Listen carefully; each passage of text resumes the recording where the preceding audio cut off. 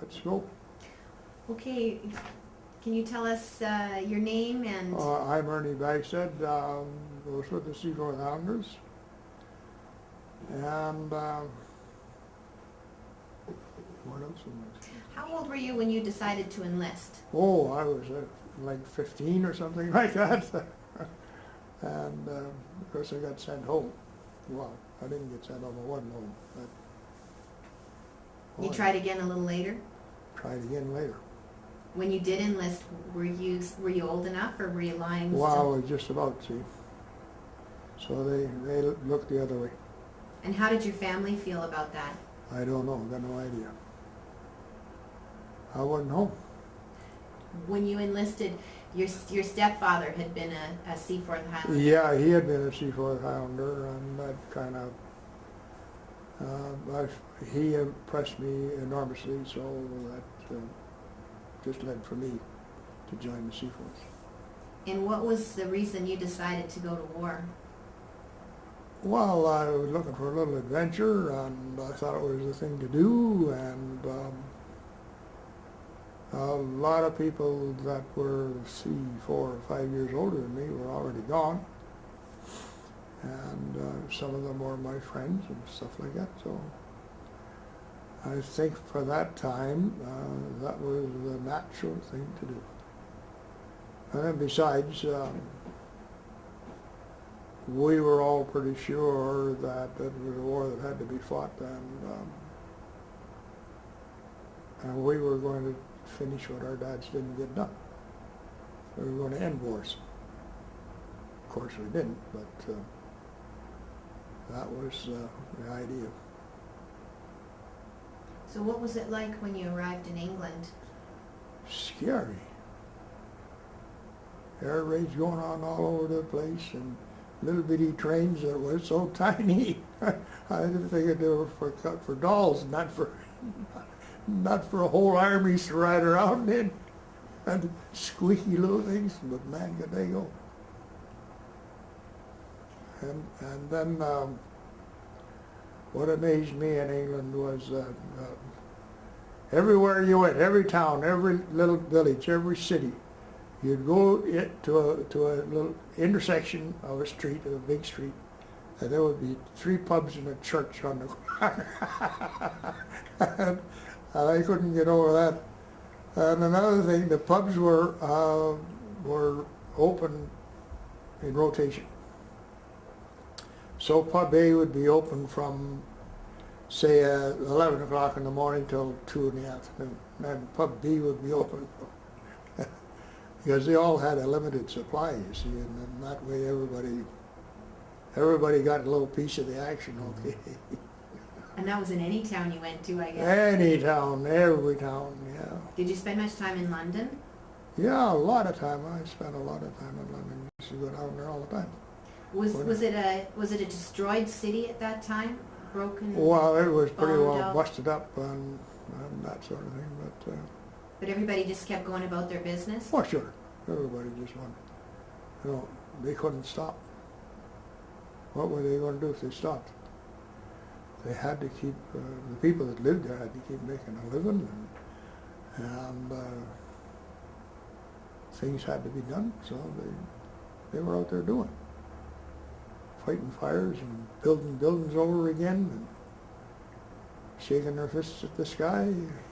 Did you get to know many of the locals? No, not really. You know, what are you going to do? You're wandering around in a city of about 7 million. Who are you going to get to know? In the smaller cities or towns, did you billet with any of the locals? No, never did. If I was on leave, well, yeah, I would go and I'd visit some of my mother's relatives. One time I went to Scotland and visited my stepfather's sister, my Aunt Maggie. So She got me drunker than the Lord. And I tell you the truth, she had to hold my head all the next day. Well, I taught her a lesson, I'll bet you. She found out those little Canucks couldn't drink much. Did you do some training in Scotland too, or just visiting? Yeah, we did. A little bit. with the whole unit? Or were you sent off in special Oh, groups? no, just off in small parties, you know, like bivouacs and stuff like that, maybe like half a company or something like that, you know. A couple of platoons. Well, after a couple of years in England, the Seaforths were sent to invade Sicily Yep, and traveled up the Boot and fought at the Morrow River Yep. through the gully and then in Ortona. We've Yep. talked about that in part one. yep. And so I think now we'll pick up once the Battle of Ortona had come to a close. Do you remember spending time in patrols after the battle was over? Yeah, well, after I went back, you know, I got wounded in Ortona, and I spent some of the bitter part of the winter in white sheets in the hospital. You know, so when I got back to the regiment, some of the guys were a little had their noses out of joint. They said, "Well, look at you! You were sleeping in white sheets, you bugger, and we were up here in the mud."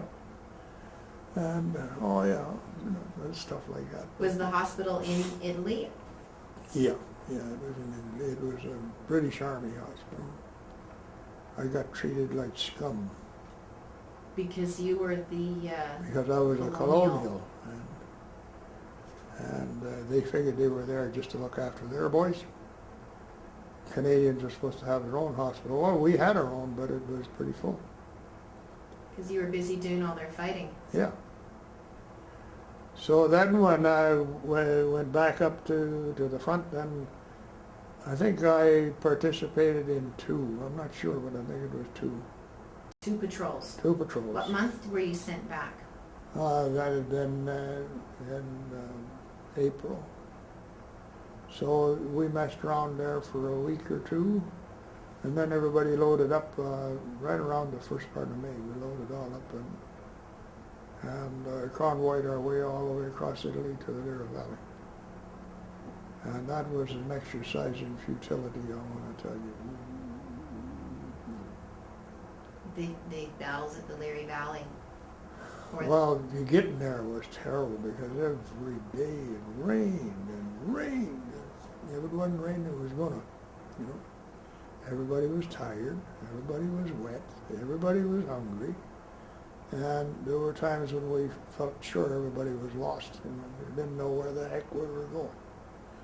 And it seemed like no one really knew. If they did, they weren't letting on anyway. Eventually we got into the Lira Valley and the weather cleared and it was really nice. And it was nice for about 4 or 5 days. do you remember when you got there where you were? Were you further down the mouth of the valley, or were you right Yeah. up near where the defensive Hitler line was? We were probably 3 or 4 kilometers behind our original jump off spot. So we would have been probably, well, we were more than that. I would say we were probably 5 kilometers behind. Because there were a lot of artillery between us and where our jump off spot was. And I remember Sergeant Saworski and 5 other guys, or 4 other guys and myself, we went on a patrol. Too bad we can't see the map here, you know.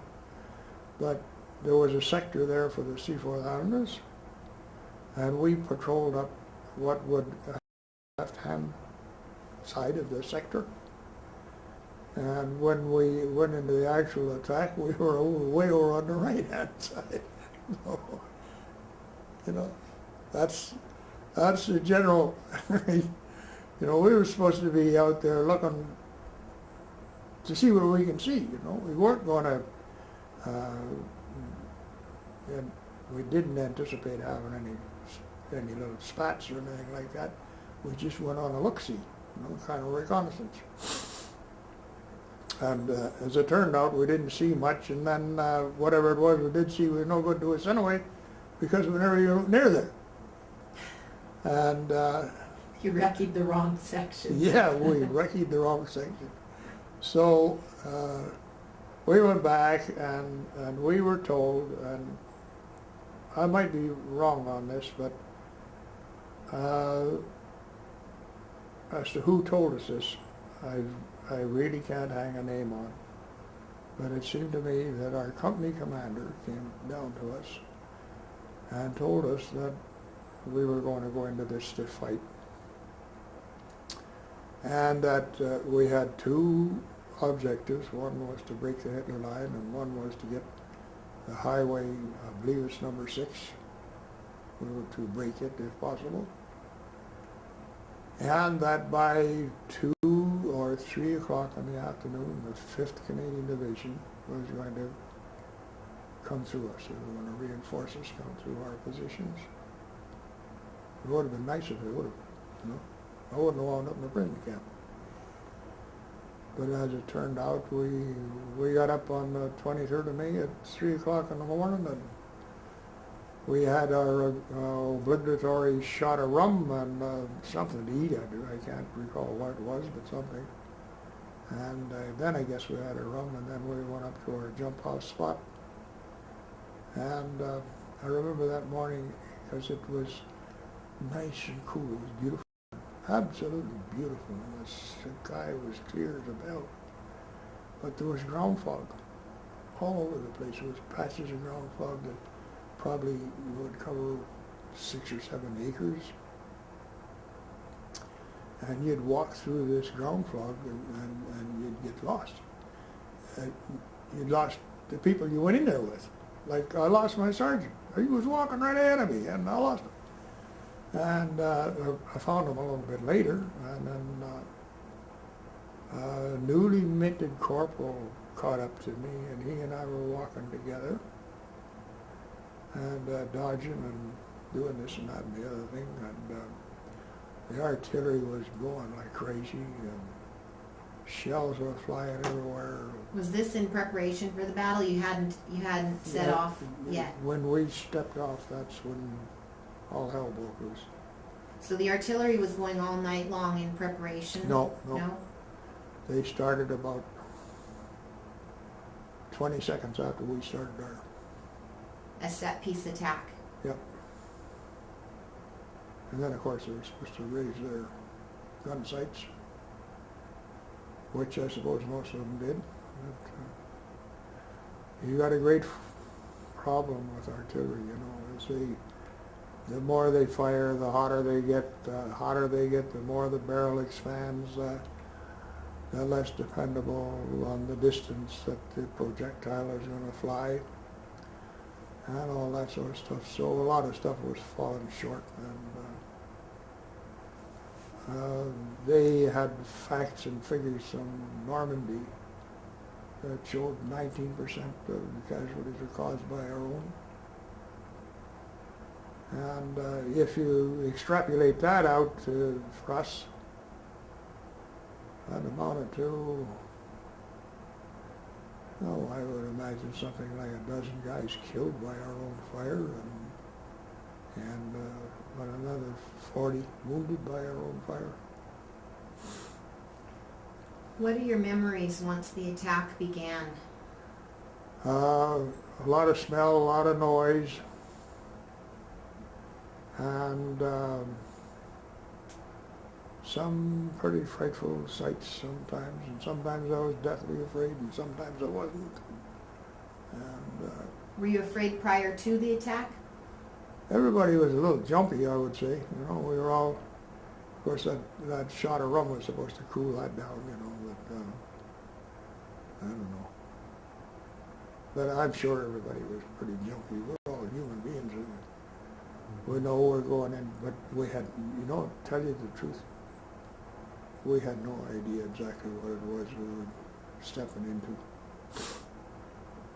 It was very, very well fortified, there was a minefield between us and the main objective, and the closer you got to the main objective, the more machine guns there were in place, and the more bunkers there were in place, and then, of course, there was anti-tank weapons in some of the bunkers, and from where we would be standing, it would be pretty hard to pick one of those babies out. Which one is it, Where's that fire coming from? Because They used smokeless gunpowder, you know, projectile powder. If you didn't actually see the thing coming, you didn't know where it came from, you know. Once your attack advanced, were you aware of the fire coming in from the side as well? Yeah, it was coming at us from everywhere, you know, and the Germans weren't altogether stupid, you know. They knew that when our guys raised their main shot, that we would be just behind them, so they would fire over it. So between the shortfall and their good management, a lot of us got hurt, you know. See, out of 303 guys, 160 got wounded. 52 guys got killed. And I witnessed at least 6 of those deaths. And some of them were friends of mine, like Sergeant Zaworski. Can you tell us about that experience? Because he was, I know that was a tough loss for you. Well, it was. It knocked the starch right out of me, you know. For me, he was invincible. And I would say he was chasing the heck out of 40. And here I'm 20 years old. And he was my leader. And he was more than my leader. He was my friend. And that was very hard to take when he got... I saw that bullet come out of his head, you know. You saw it coming too, didn't you? Yeah. I saw it come out of his head. He was... That was a really bad one. You were right beside him at the time? I was maybe a little bit further away from him than I am from Ian right now. Not much, maybe a step. And of course... Were you able to stop and help him? Oh, sure. I went to him and put his tam o' shanter back on for him. And what could you do? He had a hole in one side of his head and he went out the other. You know, what could you possibly do for him? There was another fellow you helped, I think, that day too, wasn't there? Yeah, he stepped on a mine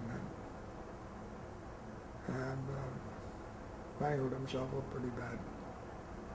And he was about 30 feet away from me. And he looked at me and I was looking at him and I could see his lips moving, help me, you know, please, I need help. So I went over there, just I picked up and ran over there, quick, and got down beside him. And you don't even think about things like that, you know, you just do it. And I sat down beside him and he says to me, my legs feel kind of funny. Do you think you could help me stand up? I'll be all right once I get standing up. I said I wouldn't do that, you know. He tried to get up, but he couldn't make it, you know. He'd lost so much blood. And there was nothing in the world I could do for him. You know, as a matter of fact, I was talking to a medic that had just come back from Afghanistan. And I was talking to him about this terrible wound that the fellow had suffered, and, you know, losing a leg and all that sort of stuff. And he said, you know, if I was right bang there when it happened, and I had everything in my hand, I might have been able to help him. I might have. Maybe. He said, don't feel bad, he said, because there wasn't anything you could do for him. Nothing. But you were with him at least. Yeah, I was with him, and something told me to stay there with him until he died, which it didn't take very long. And then when I went to leave there, I ran into machine gun fire like you wouldn't believe, you know. And every time I'd so much as twitch, you know, there'd be another blast of machine gun fire. And I was getting pretty bloody anxious there, you know. As a matter of fact, you know, there was for a few seconds there, I was even mad at my own mother for giving me birth. So look at the hell I'm in. And then a few minutes after that, I thought, well, you know, who put your name on the line, buddy? You know, Mum sure didn't. So then I got mad at myself. And so then pretty soon I realized that I'm just wasting a lot of energy getting mad first at my mother and then at myself. The guy I got to be mad at is that bugger that's pinning me down. So that's the guy I got mad at. And one way or another I managed to get free of his fire, and I managed to throw a few back at him. And I don't know. I know I never hit him, but I might have scared him a little bit. It was just one guy that was giving you trouble, was it? Yeah, one machine gunner. So then I spotted Sergeant Saworski, and he waved at me, and I waved back, and then there was a tank between him and I followed the tank up to where he was. This was a Canadian tank. No, it was A British tank. North Irish horse tank. And we got up there, and then between the sergeant and myself and a couple other guys, we directed fire at this machine gunner that had been giving me such a bad time. We fixed that fella.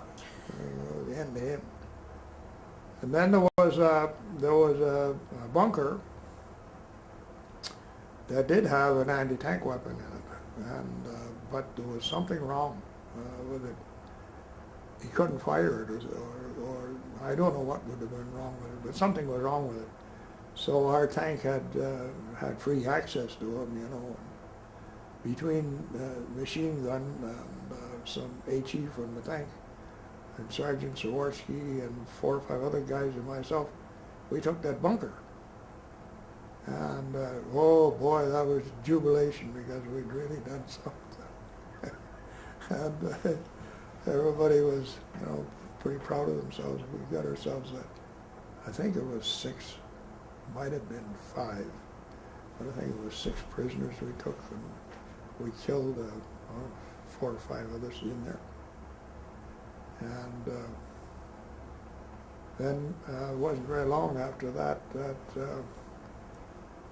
they were leaving us. They were packing up and getting the heck out of there because we'd been giving them such a hard time for so long, and all that sort of stuff. And then there was a lot of machine gun fire as what they were doing, you know, they were leapfrogging one another, getting away from us. So machine gunners would stop, and they would give kind of cover fire, and a bunch of guys would get up and run back and get behind them, and then, you know, they were doing that sort of thing in order to get some distance between us and them. And one of these suckers fired a bullet that hit my sergeant, and you know, for a few minutes we'd been jubilant, and then all of a sudden, when I lost my sergeant like that, you know, why I didn't get hit, I doggone if I know, because we were pretty close together, and there was quite a few machine gun shells flying around there, bullets, and I never got a scratch, and down he went, you know. And I went over there and I put his tam o' shanter back on. He never wore a steel hat, he always wore his tam o' shanter. Never wore anything else. So I put it back on his head for him.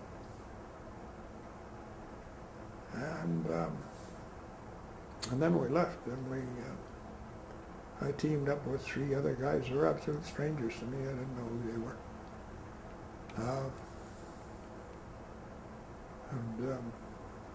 We went and dug in a bad place. We knew we would get counterattacked. We knew darn well we would. You were still short of your objective? Well, no, we'd already... You'd reached your objective? We'd reached our first objective, yeah. Yep, we reached the line. When we knocked out that bunker, that was the last. In our particular sector, that was the end of the fortifications. From there, it was clear going. Now, if 5th Division would have come along with what then, we would have had a clear run at highway. Because you were in the middle of the afternoon at this point. We were, yeah, I would say about 2 o'clock in the afternoon, something like pretty hard to keep track of time. Very hard. When you're scared one minute and cocky the next, and scared again the next, and goes on, you know. And worrisome. Oh my. Then some guy, two guys came along. Just before my sergeant got killed, two guys came along and they said to me, you know what, you're blessed, we're going to stick with you. And those two guys did stick with me after Sergeant got killed, but I don't know who they actually were. I have no idea. Absolutely none at all. So they figured you had a lucky charm. Yeah, they figured I was charmed and I wasn't going to get hit and everything was going to be okay as long as they stayed by me. When we got our first counterattack, those two guys got wounded. So we patched them up, another guy and I, we patched them up. And they weren't wounded that bad, you know, but enough that they didn't want to hang around there anymore. So we kind of fixed them up a little, away they went. And then he and I, we went back to our private little digs and we got another counterattack. And the other fellow that was with me got killed. And then I was quite alone. You were alone. Absolutely alone. And it seems to me I could have gotten out of where I was and gone back, you know, just picked up and made a dash for it. Could have probably done that on two different occasions, but somehow or other I just never did it. And finally I'm sitting down in my little trench and I made my peace with my maker and I was ready to go. I didn't see any other way out of there for me other than to do like my sergeant, get killed, die. I really did. And you know what? I was no longer afraid. Didn't give a hoot for nothing. Didn't matter. All I remember asking, praying for just one boon. And that one boon was, let me look that cowboy in the eye that's going to kill me, and I'll haunt the bugger the rest of his life. And that guy came along there, and he looked at me, and I looked at him, and he blinked, and I didn't. And I wound up a prisoner of war. And that's how it went. It's so strange, and that's the last thing in the world I ever thought about being with a POW. You figured he'd finish you right then and there. Oh, I figured so, sure. So you looked him right in the eye. Do you think that was the difference? That was the difference. I looked him right in the eye. I'll tell you a funny little sequence. I was up on the back of his tank, and this guy was a Panther Corps division of Panthers anyway, of some sort or other, and he had little black, I don't know what you call them, but they go on his epaulette here, you know, and in the middle of this little black stripe was skull and crossbones, and it was made of a metal that would somewhere between chrome and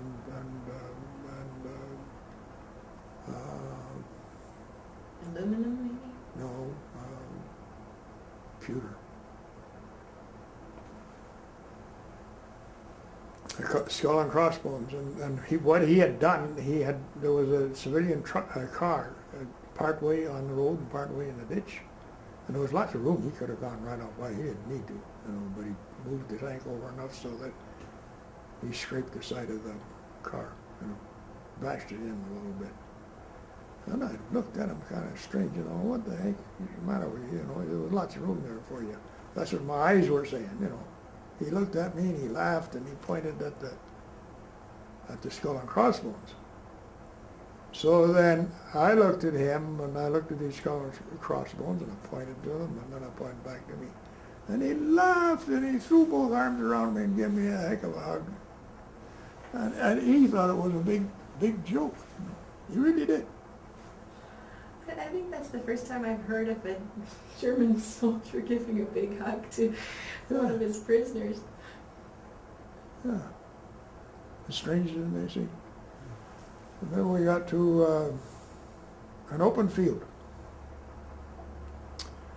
And there was probably about 60, 70 guys there. There was Seaforth Highanders and 48 Highlanders, and I think there was a few hats, not many, 2 or 3, something like that. And then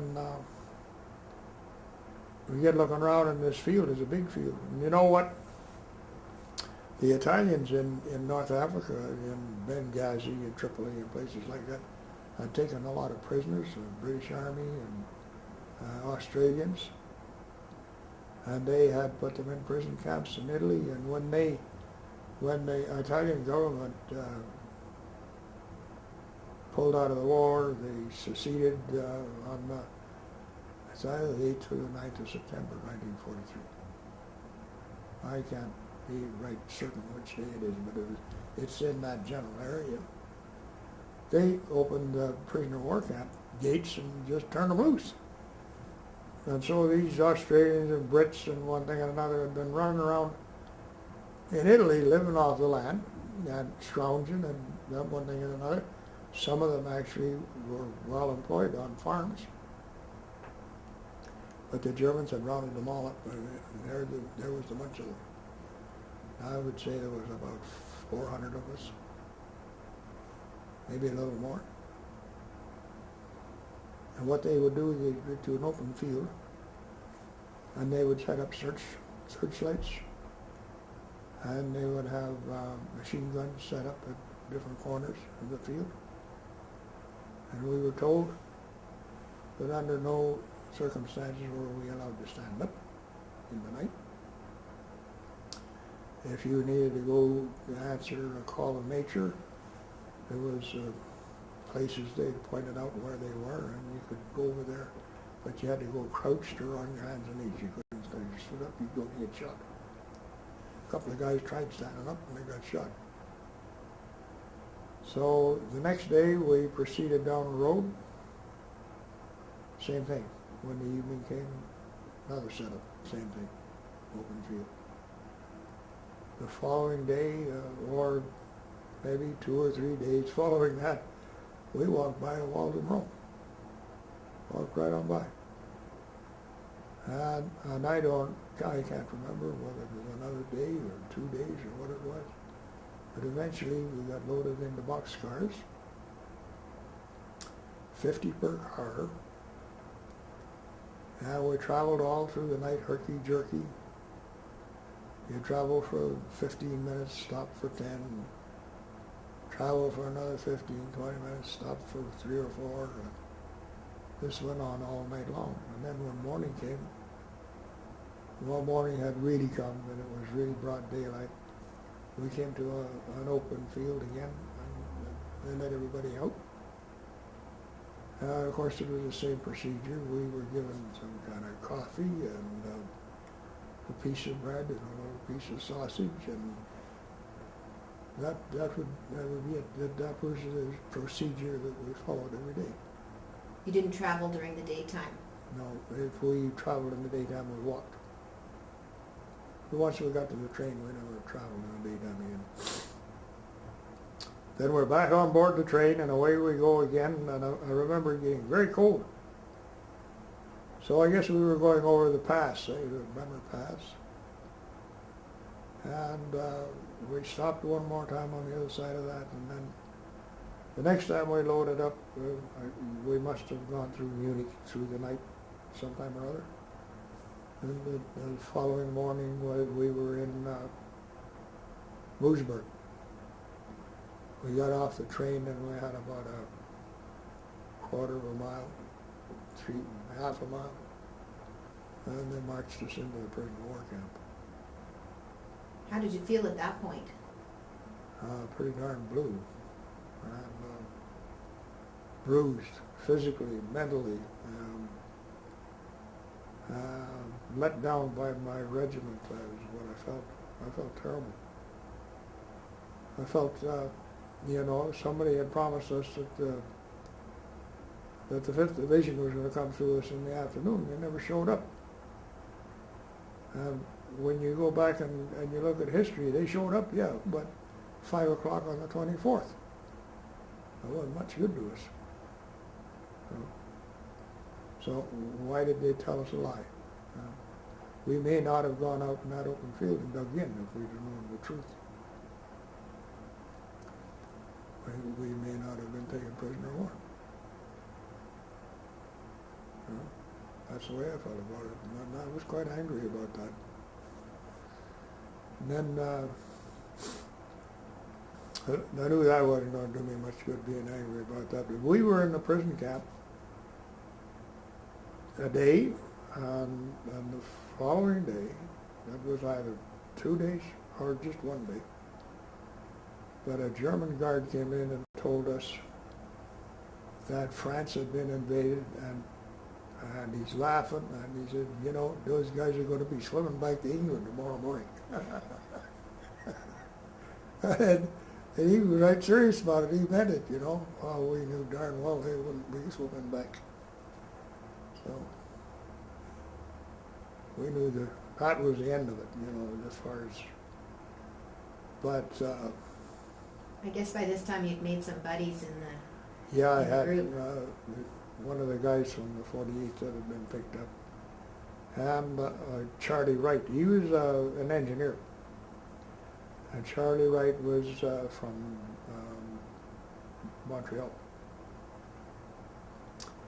And Snapper Williams, he was from Kitchener, Ontario.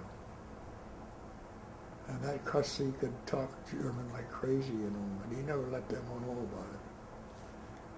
So he was always had his ear to the ground. And Oh, he could speak German. oh, sure. So he knew what was going on all the time, you know, and then he'd enlighten us when he got the chance. So we could be well prepared for whatever was coming, especially if we were on a work party, you know, something like that. And Snapper and Charlie and I, we hit it off real good. We hung together like the Three Musketeers. Were you able to stay together through the whole experience? Yeah, through the whole, we stayed together.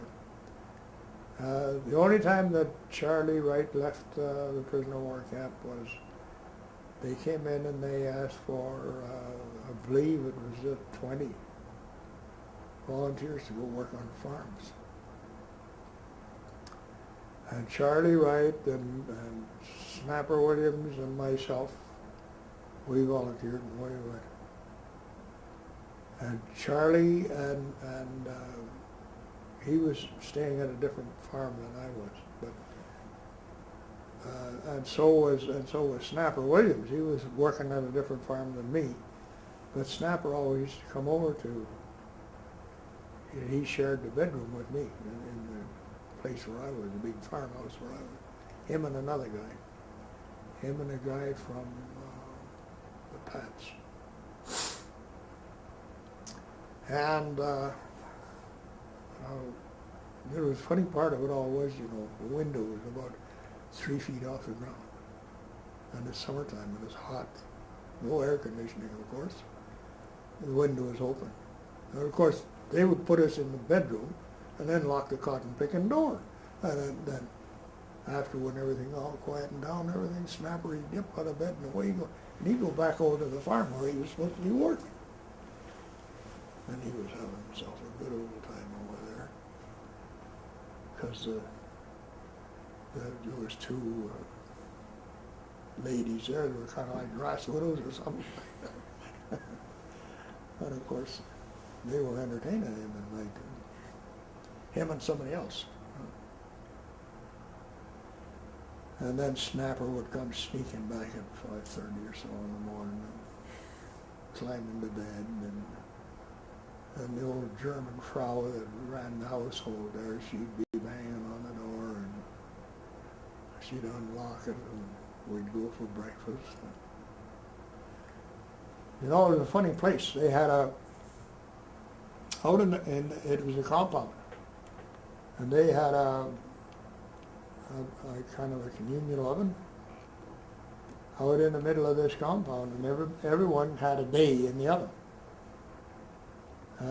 So everybody, every family would have lots of bread all mixed up, and whatever it is that they needed to bake, they'd have it all ready to go. And of course, the oven is all fired up, and they'd be out there and they'd bake these big loaves of bread. Ooh, like this big, about that thick, like that. And there was this one buxom broad. She was always at the dinner table when we'd be eating, and she had a knife with a blade about that long, and it was pretty sharp, and that bread was, it was pretty coarse. Had a lot of pretty heavy meal in it, Everything wasn't ground to powder, and that sort of thing. And so she'd stick that loaf of bread up there, and zoom, she'd go, and then she'd turn it around, and zoom, and then she'd throw you a slice of bread. She, I kept thinking when she was reading, she had a good set of lungs on her. I kept figuring I was going to get a little chunk of fresh meat every now and again.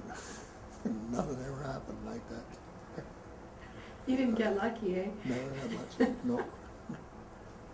Another thing was that we'd go out in the fields and we'd be cutting alfalfa or sweet clover or something like that for the cattle, because they kept the cattle in the barn all the time. They had milk cows there, and they never let them out of the barn. We used to have to go out there and clean the barns, and they were always at me to milk cows, I knew more about milk. I'd milk more cows than those guys had ever seen, but I always said, no, I don't know how. And that sort of thing. But anyway, we were out there one day cutting grain, and I was whistling and humming a catchy little tune. During the war, there was this little tune doing the Lambeth Walk, and it was just a very forgettable little ditty, It was kind of a fun song, And so pretty soon I heard a couple other whistles and a couple other hums, and then I started singing. And pretty soon everybody was singing, but they were singing at their own languages. And there was a Polish girl there, and a Russian girl, a couple of German women, and a Yugoslav girl, and two Frenchmen, and everybody was singing, doing the Lambeth Walk in their own language. And when you're singing this silly little song, it was just like. You can go down Lambeth Way. Lambeth is a part of London. It's a little subsection of London. Any evening, any day, you'll find them all doing the Lambeth Walk. And you go through that phrase about 2 or 3 times, and then all of a sudden you say, "Oi!" The rest of them had never seen that done. They didn't have that "hoy" thing in their song, and when I did it, they all fell down in the field laughing. That was a hell of a joke. And something, up until then, I would be some kind of like a pariah there, Everybody kind of, they were a little afraid of me. They were a little shy around me, and I'd tell them a story, and they say, "Oh, that's just a gangster story, the Yankee gangster story." And that used to kind of tick me off. I'm not a Yankee, I'm a Canadian. What's the difference, San Ferrian, right? No difference, as far as they were concerned. So everybody kind of, like they were walking on eggshells or something like that around me, And after this little session in the field, they loosened up a little bit. They weren't so afraid of me. What were all those women doing there? Were they all prisoners of war themselves?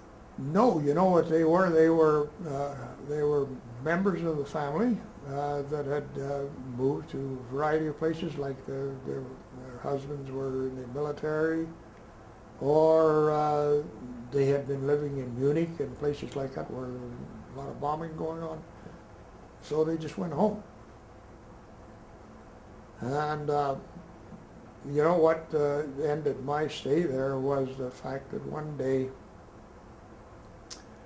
they asked me where did I get taken prisoner of war. Well, the nearest little village to where I had been taken prisoner of war was a place called Pontecorvo. That's out in the middle of the Lira Valley. And it's a little fruit farm, you know, around there and that sort of thing. And I thought, well, if I tell them Pontecorvo, they won't catch on to where the heck that is, you know. Pontecorvo is such a, it was only just a little pile of rocks there, you know. And that's what it was. I don't think there were hardly two bricks together, you know. The place was blown to pieces. So anyway, rather than say Pontecorvo, I said Monte Cassino. Wrong thing. I had no idea.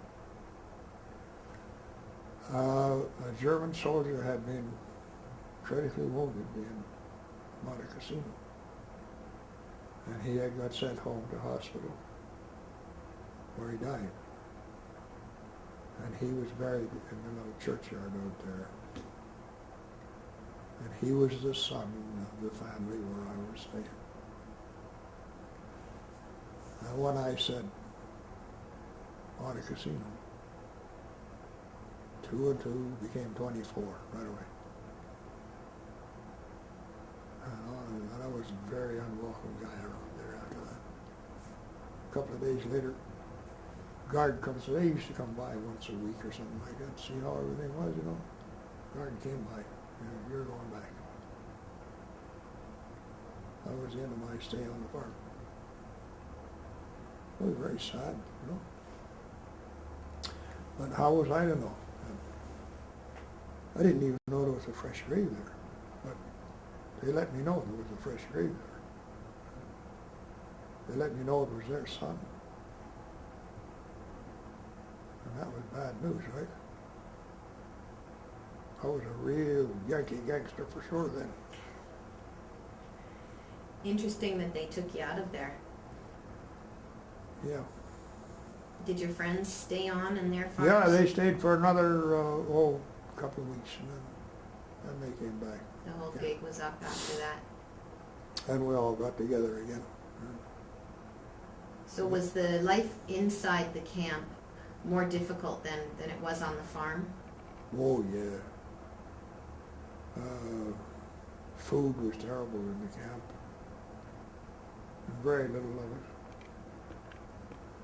But we used to now and again get on a work party, go down to Munich, work on the railroad, work in breweries. The roofs would get rattled off, the tiles would rattle off the roof of the silos where they stored their grain for brewing. And of course, if it rained a little bit, then the grain would get heated, and they'd have us down there, and we would be trying to separate the burning stuff from the good stuff. And there would be farmers come there to load up some of the stuff that hadn't burnt, anything that hadn't burnt, while we were to load their sacks up for them, you know, and they were to get out of there. And Snapper and I, we were working in this one place, and a farmer came in there, and he held his bag out, you know. Snapper says, mix, man, well, you know. Snapper gets a hold of it. And he holds it. And he lets this guy know, you know, that if he's going to put anything in that bag, he's going to first give him something. Snapper wants some cigarettes or a cigar or something that farmer's got before he's going to let him put any grain in there, you know. And he gets a lousy cigarette, he gets 2 shovels full of grain in it, and Snapper shuts the bag. You know, that's it, gone. What a guy. What an operator. But that's the kind of guy he was. Lovely fellow. He and I used to write to one another once in a while, but he died a long time ago. Snapper, he was probably 10, 11 years older than me. So I lost him a long time ago. Did you keep in touch with Charlie? I tried to, but I never managed to make a connection. Charlie was a little closer to my age. And Charlie was like our, the odd couple, Felix. That was our Charlie. He looked after our rations, and whatever we had, if we get a Red Cross parcel, if it was to be split between 3 people, we'd give it to Charlie. And he'd open it and he'd go through it and he'd parcel this out and that out and the other thing. And, you know, real mama, real hot mama, I'll tell you. And sometimes we got, affectionately, we'd call them our hot slut and stuff like that, you know. But that was with affection, not you know, it wasn't With derogatory. humor. It wasn't derogatory, it was humorous and affection, both. Were you able to correspond back and forth to home? Yeah, once every couple of weeks they'd come in and they'd give you a letter form. And you could write a letter on that form and send it home. As a matter of fact, I've probably got one in my kit over there. And there's probably one in that, in the briefcase, if you want to see it. We'll take a photograph of it and we'll incorporate that into the video. Yeah. And that sort of thing. I'm afraid I don't have, my mother had received a telegram telling her that I was missing. I think she got that somewhere around the end of June. And the next time she got a telegram from the military would have been in August, telling her where I was. So for the best part of 2 months, she didn't know where I was. Imagine her suffering. Yeah. Anyway, she had written me a letter, and they've got it here in the museum someplace.